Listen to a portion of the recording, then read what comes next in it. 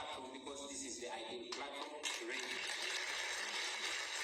I will mention that for all the years my child has been a student here, I've never attended or even addressed the AGM because I was always politely requested not to attend in order not to cause what they call unnecessary attention. I saw it important because like every other parent, I have my child and I want to protect my child, even protecting from himself. Mr. Master and our fellow parents, to take us a little back, allow me to lay these facts bare. Nali prefect denga size nkulembera mu kibiina. Nenga ndesobera fe tuli kuma. Ngesobera li mungu mikono gyaffe. Nenga was an average student. Nga sikulembera. Nenga tuko ali mu controlling abana ku line emmere ffe. Esomero lili clean ffe. Leadership yesomero ffe, you know. I was a leader, me myself. Osobola kubanga sigwa singa mu kibiina. Nenga ina talent. N'obusobozi obukulembera abalala. Singa bide bitu byali all about skill. Singa Ronaldo Cristiano e captain wa Manchester United. Nkulamusiza nnyo webale nnyo genda maaso n'okubanga otwegattako no subscribinga n'olabika nti ogoberera. Amanya agange nze Waswa Emmanuel nsubira muli bulungi bane siri mulamu nnyo ennaku zino nnamukendwa ddedde zintawanya-tawanyamuko. Nedda nja kuba bulungi. Beef Organic Access Building Rubaga Road okutuusaako bino byonna ngeno okwatagana nabo atulabe ekyo ekiddako balabike nti bakujjanjaba ebintu bitambule nga bonoba obyetaagidde ddala. Munange katuso onaku eggulo waliwo akantu kali mu kutrendinga ku social media ke kantuka His Excellency Kyagulanyi Ssentamu Bobie Wine ng'ali ku ssomero lya SMAC mutabani we Solomon Kampala gy'abadde asomera bajja asomera ng'atunka ne headmaster. Akatambi ako kali mu kutrendinga nsaba Edgar soka katekeyo soko tekero tamera tubalulize mu katini tudde tumulungule ensonga zino.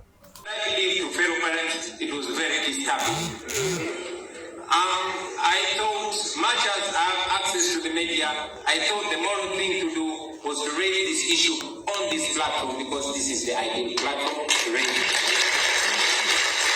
I will mention that for all the years my child has been a student here, I've never attended or even addressed the AGM because I was always politely requested not to attend in order not to cause what they call unnecessary attention. I saw it important because like every other parent, I have my child and I want to protect my child, even protecting from himself. Mr. Master and our fellow parents, to take us a little back, allow me to lay these facts bare. That young man had been reporting to me a pattern of segregation and targeting on him.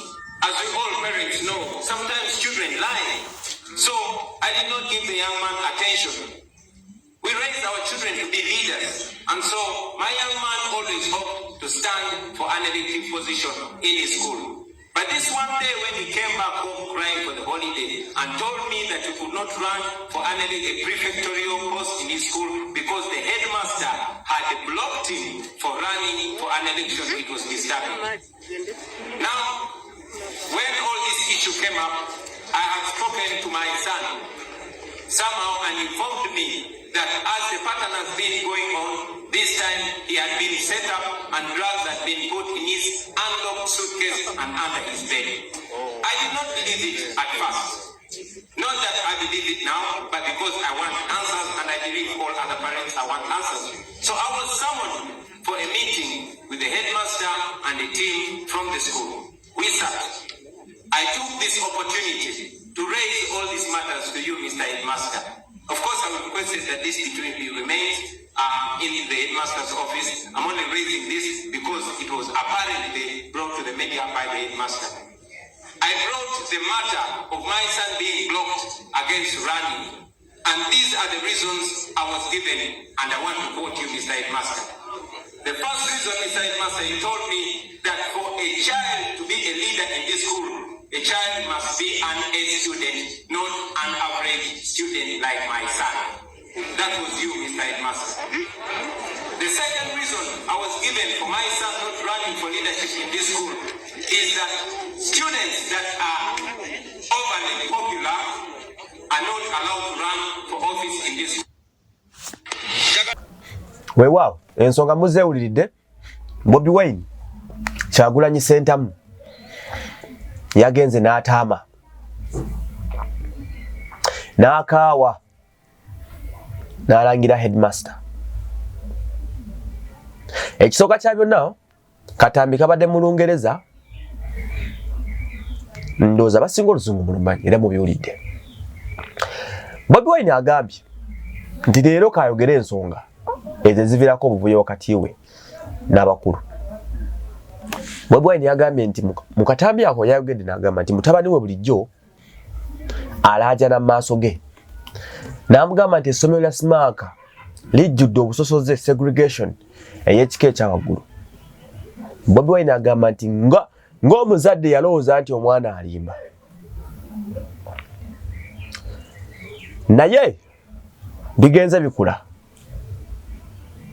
Kati talk of point yasinze kufokasinga ekisooka ku bigambibwa okubeera ebiragalagala ebyasangibwa mu nsawo y'omwana ono. Bobie Wine agamba nti omwana ono ebiragala ba planting n'omwana bw'alumiriza. Ekyo kimu. Ekyokubiri, Bobie Wine agamba nti omwana we baamugana okuvuganya ku ssomero lyonna, ku kifo kyonna. Lwaki? Ekisooka baamugamba mu headmaster yagamba omwana talina kuvuganya kubanga ali average. Wano ku ssomero lyaffe erya Smaaka abo abalina first grade be balina okuvuganya. Ekisooka kya byonna, bw'abanga headmaster yakigamba Bobie Wine, ekyo kyali kikyamu. Mwagala kutugamba nti abatufuga kati be balinga bakulembera mu masomero gye baali?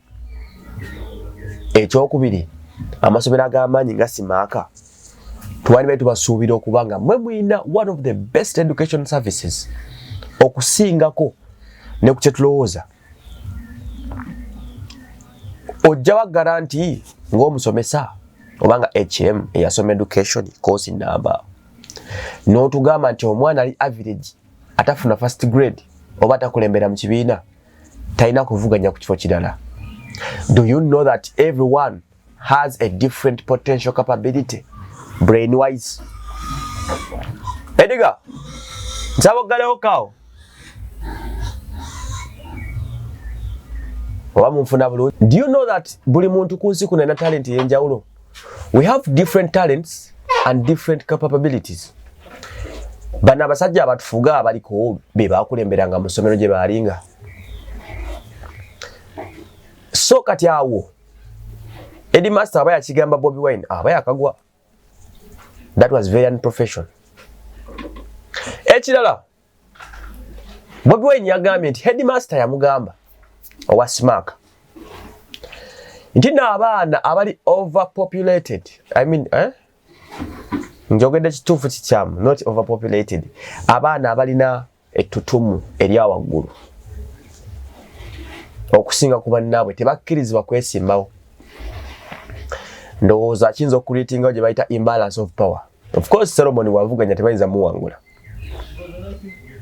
Naye mbuuza ekibuuzo, Solomon okubeera nga ali popular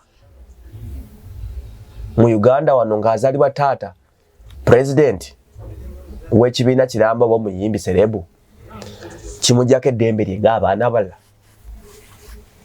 Bw'abeera mu ssomero Solomon wanjawulo ku baana abalala oba basigala be bamu?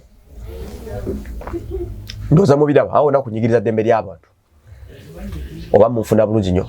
So Bobie Wine agamba yasooka n'asirika ensonga zino n'azirabanga ez'okusaaga, n'ataziwa nnyo obudde namatu era babidisikasinga, n'ayagala bikome awo we baali munda, yayagala bikome awo we baba bikwasaganyiza.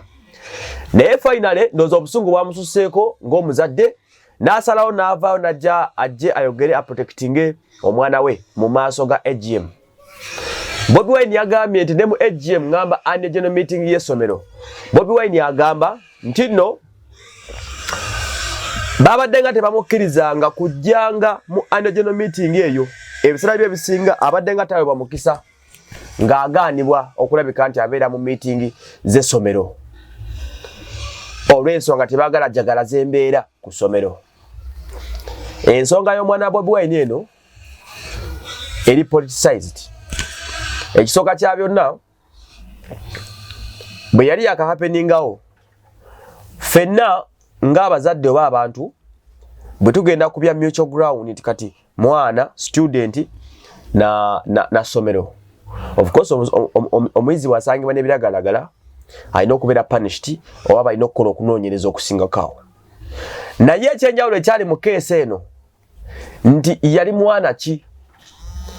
Yali mwana owa Bobie Wine, yali mwana owa ali popular, yali mwana ku opposition, yali mwana owa Bobie Wine, yali mwana ali popular. So tugenda okumaliriza nga in this case nga ensonga eri politicized ng'evudde ku kyokuba student and a school negenda ku politics. Ndabye opinion polls nyingi ne comment sections nyingi nnyo nga buli omu ayogera kiki about Bobie Wine's issue. Abamu nga bagamba Bobie Wine yakoze kikyamu okuexposinga HM, abalala nga bagamba Bobie Wine yabadde mutuufu ng'omuzadde nga alina okulwanira eddembe ly'omwana we. Tugenda kutunula sides bbiri. Abagamba nti yabadde mukyamu basobola okuba abatuufu mu ndaba yaabwe y'ebintu. Abamu bagamba it was unethical, it was unprofessional. They can be right. Aboogera ebigambo ebyo oba nfuna nti mune badde basobola okubisootingira mu office ne biggwera eyo Bobie Wine n'atajja kutabukira headmaster ali presenting abazadde abawera 1,000 ababadde ku ground. Bobie Wine nakyalumiriza agamba nti headmaster ye yata akatambi kano ak'omwana we ak'ebyenjaga ne kagenda exposed kabera viral. At a point Bobie Wine has ngenda kudda wali Bobie Wine bwayogera bw'atyo wekibanga kituufu ddala headmaster yata akantu ako. Bobie Wine has a point kubanga omwana ono tewali nsonga, tewaliwo nsonga yali ekwata bintu bino okubiteekesa mu media, yene yabiteekayo, tewaliwo nsonga. Omwana Bobie Wine is not the first child oba si ye mwana asoose okubeera nga akwatibwa n'ebiragalagala okukola emize emikyamu bonna abeera exposed. So yali exposed because of the brand name, because of erinnya eyo lyalina n'ebirala ebigenderako. So genda okumaliriza nga mu butuufu kyakosa reputation y'omwana. Sirowooza nemba neyaddamu okuyala ne waligenda mu ssomero ki balitandikira ku ekyo nti si ono Solomon Kampala gwe bakola bati, si ono Solomon Kampala gwe basanga ne kino. Ogenda okulanga eddembe ly'obuntu ery'omwana lirinyiriddwa era emirembe giba gimuggwako. So that was wrong. Oba ani yakata, that was bad. Kyali kisobola okugwera mu ssomero ne kitafulumizibwa.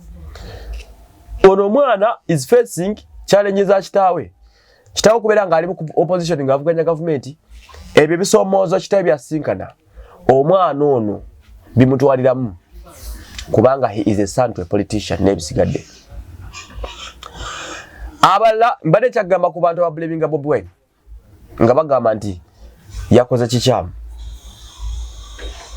Basobola okubeera right mu ndaba yaabwe nti headmaster. Naye mbuuza ekibuuzo, bw'abanga omusajja ddala baatula meeting ne boogera ne HM ne bitagguka, lwaki yandisirise? Kati kadde okusajja Bobie Wine, ekisooka kya byonna Bobie Wine is a parent. Anyigirizibwa. Abakusirika n'atavaayo, omwana we yandisigaddewa. At a point omwana asobola okufiirira nga tata amuvuddemu ti nawe tata onzikiririzaamu nga tolina eddoboozi. So at a point Bobie Wine yalina omukisa okwogera. Oba kitegeera bulungi nnyo. Yalina omukisa okwogera era adde mutuufu nnyo kuba is a parent. Yalina okuvaala against kubanga kino ekintu kya Bobie Wine kyava ku kyokubeera nti omwana we akwatiddwa n'enjaga. N'ekizimbulukusibwa kiti bakyetingane ku kitaawe. Tata we yali munyiwanjaga, tata we yakolanga bwati, tata we yakolanga bwati. Twagenza okumaliza nga ekintu Bobie Wine yali akola maybe 15 years ago kigoberera omwana. Kiki kyetero bagamba nti ebintu ebimala bi affecting abantu kati biba byaliwo emyaka nga mingi emabega. Kande kyokubanga omwana Bobie Wine yakwatibwa n'enjaga ng'essomero bwe ligamba. Baava ku kyokuba nti they have to punish the kid ne attachinga ku bulamu bwa Bobie Wine obw'emabega. Ne bakifuula nsonga nnyo. Oba nfuna bulungi nnyo. Ne bakifuula nsonga, ne bakijonoona, ne bakijolonga, oba kitegera bulungi nnyo. Tugenda okumaliriza nga tekikola kirozeza ne meaning. So Bobie Wine had to retaliate. Yabadde ayina okuza omuliro. Asobola kubanga ye protecting kwa muno mu ggwanga we are the same people. Vako babalowooza nti be batutwala ne balowooza nti bo banjawulo. No, we are the same. Oba mufuna bulungi nnyo. We are the same. Bobie Wine alina okujalwanira mutabani we kyekisooka. Nga freedom fighter, nga oyo ayagala okutereza eggwanga ly'enkya. He had to come out. Kati endwadde aba yagigemye teteriddamu kapeninga mu ggwanga wano. Ekyo yakigemye kyawedde. Tebaliddamu kukikola. Ekyo headmaster yakiyize. Taliddamu kukikola. Oba munfuna. Lino eggwanga lijjudde obusosoze obw'ekika ekya waggulu. Lino eggwanga lijjudde ebintu biyitirivu nnyo ebibi. Mbabuulira mazima. People can view. Abantu gye bali balaba. People can see. Obusosoze bulinga obusosoze. Okubolagana kulinga okubolagana. Abamu balooza ba kitalo nnyo. Abalala balooza ba waggulu nnyo. Abalala balooza baamalayo. Oba kitegeera. Abantu kulembera tebaddatinga ne bakulembera. So ogenda okulaba nga we have a very big problem in this country. People like Bobie Wine abalwanirire. Toyina bwogenda mumatiza abantu b'okulemberanga gwe Bobie Wine ng'omwana we yakulema okulwanirira. That was a starting point. Nti omuzadde ayina right ku ssomero. Lwaki baagaana omwana Bobie Wine okwesimbawo? Ekyo kiso ekikulu nnyo. Okubanga omwana azaalibwa Bobie Wine musango. Okitegeera? Does it mean to basafuna first grade? Oba emba sikulembera. Baana mu kirasi. Sikiriza bakuwa kulembera mbisigadde. Me, I used to be a prefect at school. Nisize nakulemberanga mu kibiina. Nali prefect nenga size nkulembera mu kibiina. Nenga ndesomero ffe tuli kumakuma. Ngesomero ali mu mikono gyaffe. Nenga was an average student. Nga sikulembera. Nenga tukwali mu controlling abana ku line emmere ffe. Essomero liri clean ffe.